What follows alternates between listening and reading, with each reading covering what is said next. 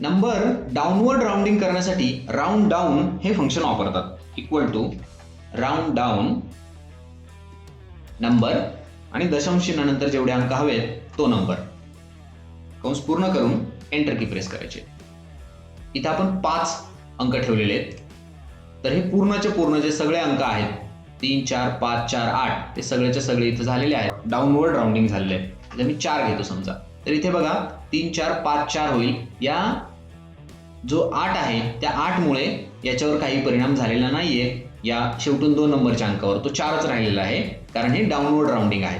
Formula खाली मी इथे drag करतो. इथे पण बघा हे 3 4 5 असंच राहिलेलं आहे. इथे पण हा जो 3 आहे दशांश चिन्हानंतरचा पहिला अंक तो 3च राहिलेला आहे आणि तो 0 चिन्हानंतरचे अंक हवे आहेत म्हणून हा जो पूर्णांकाचा भाग आहे नंबरचा तो जसा आहे तसा राहिला आणि हा हजारच्या पटीतला नंबर आहे 84,612.